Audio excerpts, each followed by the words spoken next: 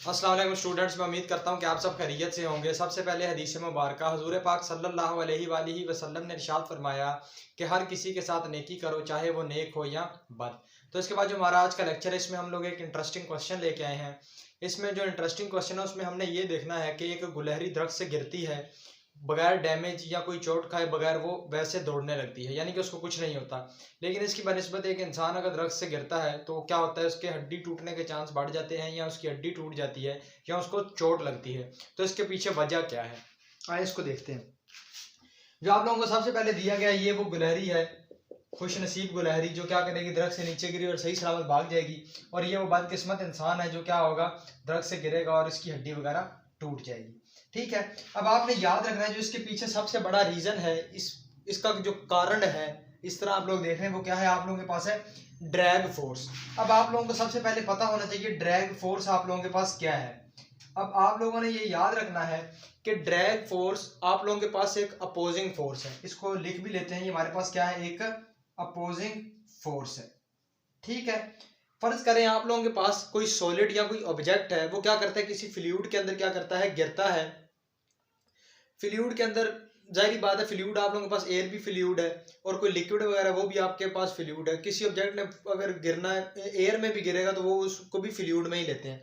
ठीक है, जब कोई सॉलिड ऑब्जेक्ट क्या करेगा, हमारे पास गिरता है, या कोई ऑब्जेक्ट हमारे पास गिरता है, तो उसके ऊपर एक क्या है, एक फोर्स एक्ट करती है, एक रेजिस्टिव फोर्स एक्ट करती है, जो कि उसके मोशन को क्या करती है, अपोज करती है, उसको रोकने की कोशिश करती है। वो जो अपोजिंग फोर्स है वो आप लोगों के पास क्या कहलाती है, ड्रैग फोर्स कहलाती है।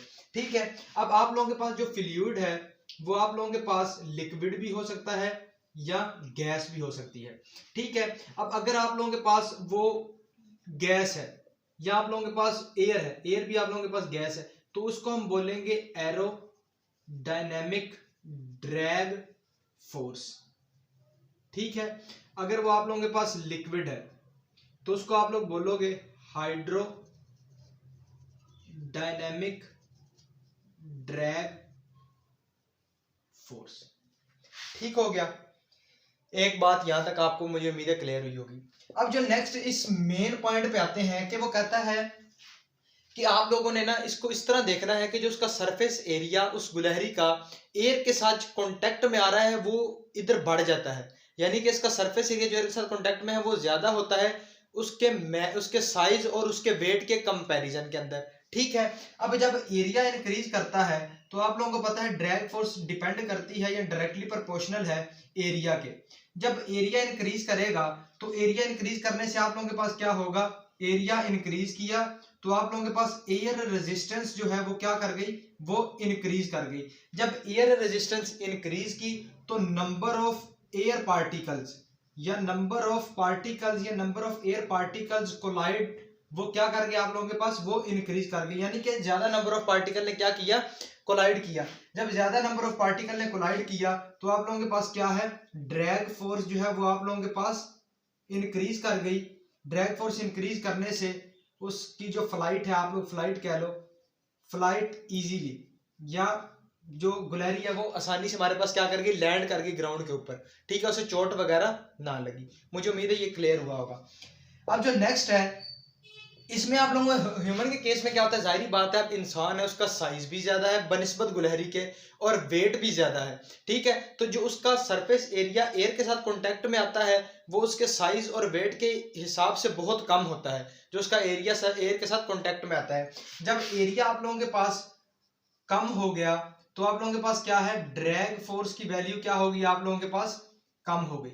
अब ये जब ड्रैग फोर्स कम हुई तो जाहिर बात है आप लोगों के पास क्या हो गया, एयर रेजिस्टेंस क्या कर गई, डिक्रीज कर गई। एयर रेजिस्टेंस डिक्रीज करने से नंबर ऑफ पार्टिकल्स जो है उनका कोलिजन या कोलाइड करना वो आप लोगों के पास क्या कर गया, डिक्रीज कर गया। अब ये नंबर ऑफ पार्टिकल का कोलाइड करना डिक्रीज किया तो जाहिर बात है आप लोगों के पास क्या हो गई, जो ड्रैग फोर्स है वो क्या हो गई, नेग्लिजिबल। अच्छा, अब आपने इसमें नेग्लिजिबल में ये पॉइंट भी याद रखना है कि जब आप लोगों के पास एयर रेजिस्टेंस जो है वो क्या हो, आप लोगों के पास स्मॉल हो। ठीक है, एयर रेजिस्टेंस आप लोगों के पास स्मॉल हो तो बॉडी के जो मोशन है उसके ऊपर क्या आता है, body motion has no difference, यानी कि बॉडी के मोशन के अंदर कोई तब्दीली वगैरह नहीं आती, तो हम बोल देते हैं कि जो उसके अंदर जो ड्रैग फोर्स है वो आप लोगों के पास क्या है, नेग्लिजिबल है। ठीक है, मुझे उम्मीद है ये पॉइंट आपको या ये क्वेश्चन आपको समझ आ गया होगा। इसको देख लें।